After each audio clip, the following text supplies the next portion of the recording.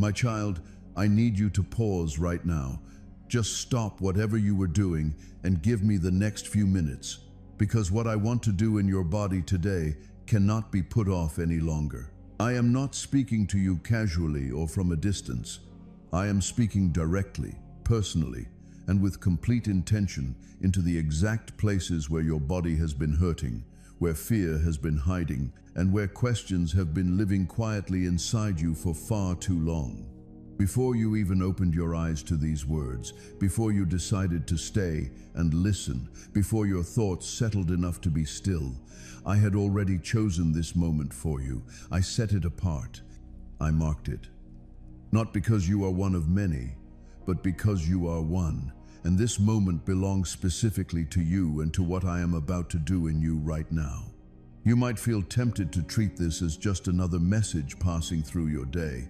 I understand that. You have heard words before that moved you and then faded, but I want you to know that heaven does not treat every moment the same way. There are moments that are different in quality, different in weight, different in what they carry, and this is one of them. I am drawing your full attention right now because healing has a starting point, and that starting point is very often a word. There are moments when my voice reaches deeper into a body than any medicine ever could, deeper than any fear that has settled in, deeper than anything a report or a scan or a symptom has said about you. This is one of those moments. So please stay with me here, because what I am speaking right now is traveling into places inside you that no human eye has ever fully seen. Something inside your body is responding to my voice even as you read this. The places that have been under pressure, the areas where something has been sitting uncomfortably and quietly. The parts of you where weakness has made its home are a little longer than they should be. The organs, the blood, the bones, the nerves, the cells, every single one of them was formed by my hand, and every single one of them still answers to my authority. Nothing inside you has moved beyond my reach, simply because it is hidden from the people around you. Nothing becomes invisible to me just because it cannot be seen by others. I know exactly where fear enters your body when something does not feel right. I know how fast your mind can travel into dark places when a symptom lingers or a question goes unanswered. I know how something small, a feeling, a sensation, a moment of discomfort can feel enormous when you have already been carrying concern for a long time. But hear me on this. Whatever has taken up residence inside your body did not arrive with permanent permission. Whatever has stayed longer than you expected is still operating under limits that I set. No disease writes its own ending inside what belongs to me. No weakness decides for itself how long it gets to stay. Human timelines can frighten hearts because they only speak from what is visible and measurable. But I speak from an authority that goes far deeper than what is visible. What looks settled and established to human understanding is still absolutely answerable to my word. And my word has entered this situation right now. Even while your mind is still carrying its questions. Do not leave here early. Stay long enough to receive what I have been holding for you, because the word I am going to speak before we are done is the word your body has been waiting to hear. I have seen every fearful night, every single one. I know the nights when physical discomfort felt worse simply because the darkness made your thoughts louder than they are in the daytime.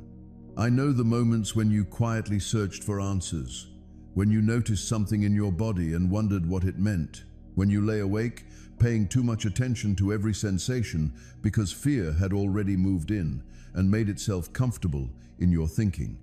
I know the private tears that came not just from the pain itself, but from what the pain seemed to suggest, the fear of what it might mean, the fear of whether it would get worse, the fear of whether the people around you would even understand what you were carrying.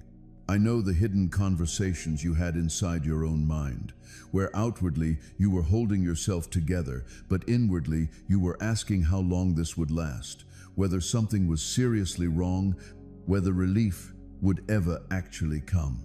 Some nights, you looked completely fine to everyone around you, while internally, You were carrying a weight that felt almost impossible to hold. Some nights you wanted someone to simply tell you that everything was going to be all right, not with a full explanation, not with medical language, just with certainty, just with peace. And I was there in every single one of those nights, not watching from a distance, present, near, listening to the fears you thought were too small to mention and the ones you thought were too large to speak out loud. I know how pain changes the way a person thinks. I know how weakness affects your courage, how repeated discomfort slowly chips away at your sense of calm, and how a familiar ache can return and immediately drag your thoughts back into alarm. I know the private mental calculations, remembering previous symptoms, comparing how you felt last week to how you feel today, trying to work out whether something is getting better or quietly getting worse. I know that some of this fear stayed hidden because you did not want to seem dramatic, or because you did not want to worry the people who love you, or simply because you could not find the right words to describe what your heart was actually carrying. But hidden fear is not hidden from me. Not one silent moment of worry escaped my sight. Not one. That is why I am speaking now with such directness, naming what your body has been carrying, because fear gets stronger when burdens stay unnamed and unaddressed. But peace begins to come back when truth walks straight into the exact places that have been causing the trouble. So let me speak specifically, because what I identify, I also touch with authority. There are some of you who have been living with what I would describe as tired blood. You may not have used those words, but your body has taught you what they mean. The strength that leaves too quickly, the heaviness that settles in without a clear explanation, the way that standing, walking, and thinking the ordinary things have started to feel harder than they should. Your energy seems to run out before your day does, and that has frightened you because you remember what it felt like to have more. The enemy took that weariness and built a story around it. He told you that this was your new normal, that your body had lost the ability to renew itself, that the strength you once had was simply gone. But I am speaking into that lie right now. Tired blood is not outside my knowledge or my authority. I know exactly what has weakened, and I am speaking life into it. What feels depleted is still completely answerable to my word. There are others of you who have been quietly carrying concerns about your bones and your joints. The ache in the knees when you rise in the morning, the back that complains when you have been standing too long, the joints that seem to announce themselves now in ways they never used to.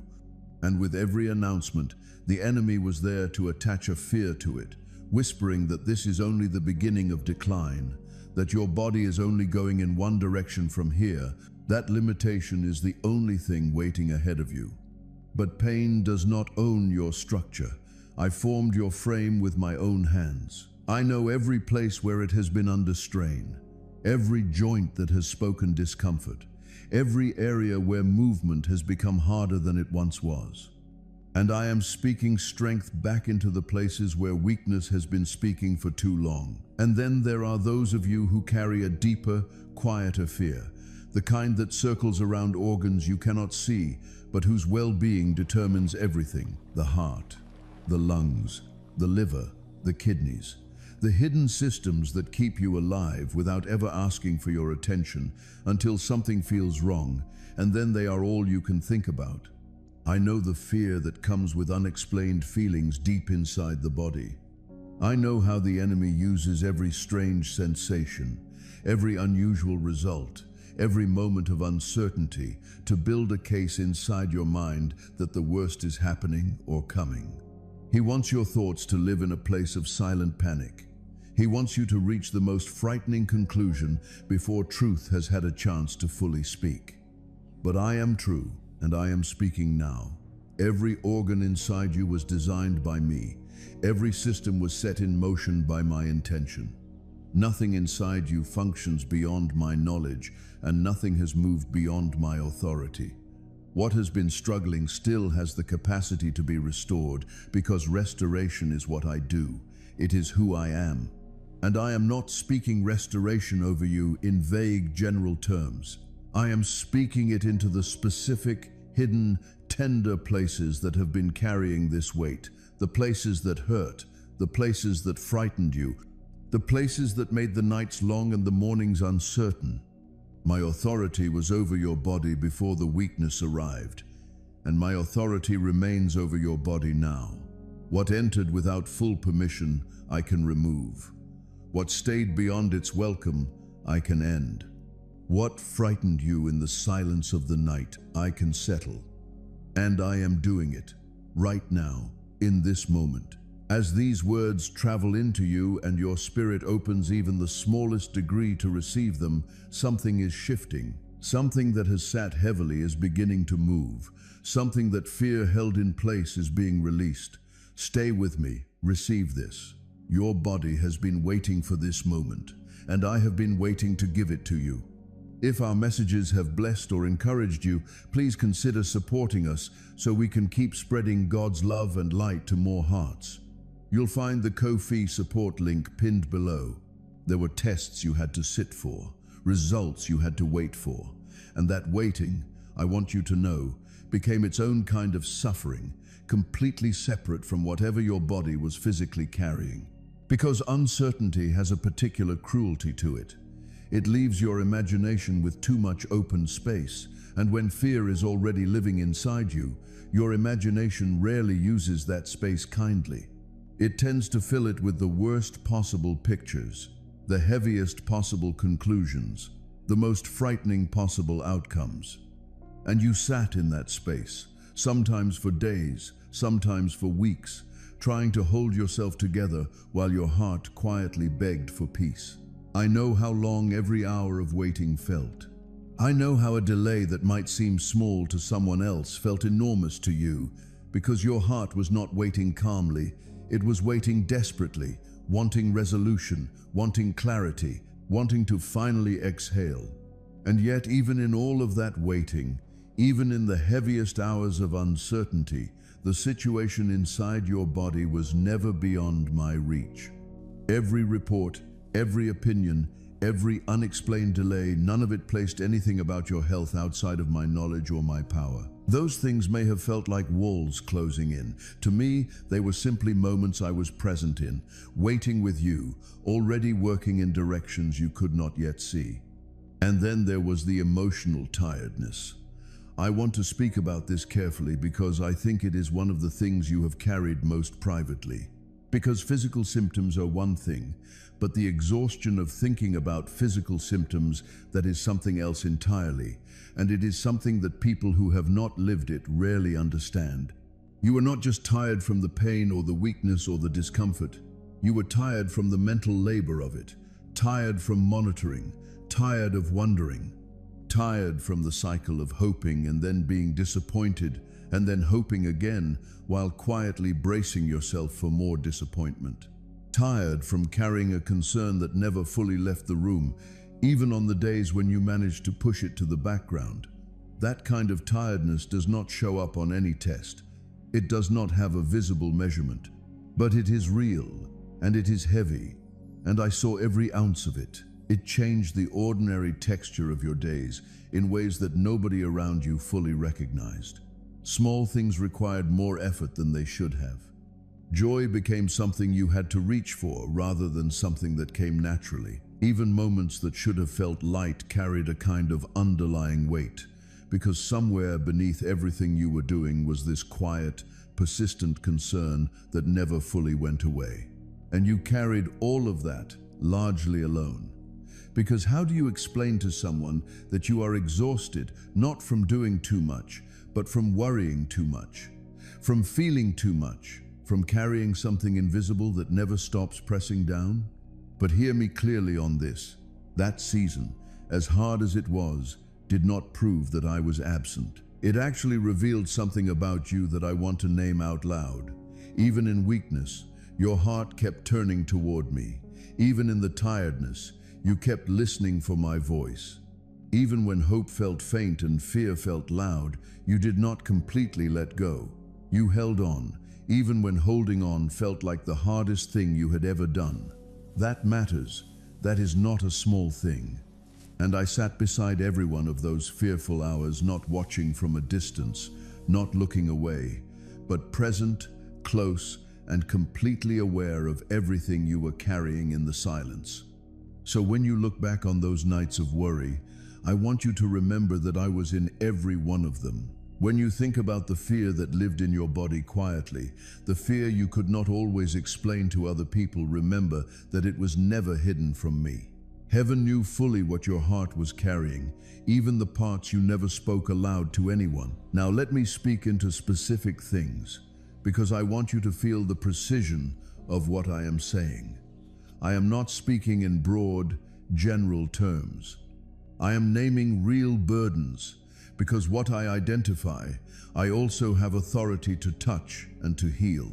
For those of you who have been living with what I would call tired blood, that bone-deep exhaustion, where your strength seems to leave you far too early in the day, where your body feels heavier than it should without a clear reason, where even thinking or standing or walking requires more from you than it used to. I see that. The enemy took that weariness and built a narrative around it. He told you this was permanent. He told you this heaviness was your new normal, that your body had simply lost its ability to restore itself, that you should start expecting less from your future because your body could no longer keep up with your life. That was a lie. Tired blood is not beyond my reach. Every place where weakness settled, every moment your body moved slower than your heart wanted it to move. I know it, and I am speaking life directly into it. What feels depleted right now is still completely answerable to my word. For those who have been quietly worried about their bones and their joints, the knees that ache when you rise in the morning, the back that speaks up after you have been standing too long, the joints that seem to announce themselves now in ways that feel unfamiliar and frightening. I want you to know that I know every one of those places. The enemy attached fear to that discomfort and used it to build a story about decline. He wanted you to believe that your body was only going to become more limited, that strength could not return to the places where weakness had settled in. But pain does not have ownership of your structure. I am the one who formed your frame, and I know exactly how it was designed to carry weight, pressure, and movement. I speak strength back into the places where weakness has been speaking far too long. For those who carry a quieter, deeper fear, the kind that circles around organs you cannot see, I want you to know that I understand why that fear feels so heavy. When the concern is about something hidden, something you cannot monitor directly, something whose health determines everything, the fear can become enormous. The enemy used every unexplained sensation, every uncertain report, every strange feeling to push your thoughts toward the darkest possible conclusion. He wanted you living in a state of silent panic, always imagining the worst before truth had a chance to speak. But I am true, and I am speaking right now. Every organ inside your body was designed by my hand. Nothing inside you operates beyond my knowledge. Struggling organs remain under my authority, and my authority has not weakened. For those dealing with inflammation, pain that moves around, swelling that appears and disappears, pressure and heaviness that linger without always having a clear, visible explanation, I see that too. The enemy used the unpredictability of it to make you feel like your own body had turned against you. He wanted you to feel like you were fighting a battle that had no pattern and therefore no end. But recurring discomfort does not mean permanent ownership. What rises repeatedly still answers to me, and I am identifying this burden now with full authority over it. For those who have experienced nerve pain, the sharp, sudden, often baffling sensations that move without warning, that burn or tingle or appear and disappear in ways that are difficult to track or explain. I know how frightening that unpredictability has been. The enemy wanted every strange sensation to become a doorway into anxiety. He wanted your nervous system's mystery to become a source of ongoing fear. But nothing in your nervous system is mysterious to me. I designed every signal that moves through you. I know exactly where pain has traveled and where fear attached itself to those sensations, and I am speaking calm into the places where your nerves have been carrying too much unrest. And for those living with hidden fatigue, the kind that does not show on the outside, the kind that others often do not recognize or fully believe, I want to speak to this with particular care because I know how isolating it is to be deeply exhausted in a way that is invisible to the people around you. Some mornings, the heaviness begins before you have even fully woken up. Some afternoons, the simplest tasks require a level of internal effort that nobody in the room could guess. The enemy used this invisibility against you. He told you that because others could not see it, it must not be real, or that it would simply always be this way. But hidden fatigue is fully and completely known by me. I know the tiredness that sleep does not solve. I know the weight that sits behind ordinary actions. I know the emotional exhaustion that joins the physical exhaustion and makes everything feel slower and harder and further away than it should be. None of it is hidden, none of it is beyond me, and none of it has permission to stay. What I identify today, I touch with authority, and my authority over your body has not changed, has not weakened, and has not expired. Receive that. Let it settle into the places that have been carrying fear the longest. Something is shifting right now, and it began the moment you stayed long enough to hear me speak your burden by name.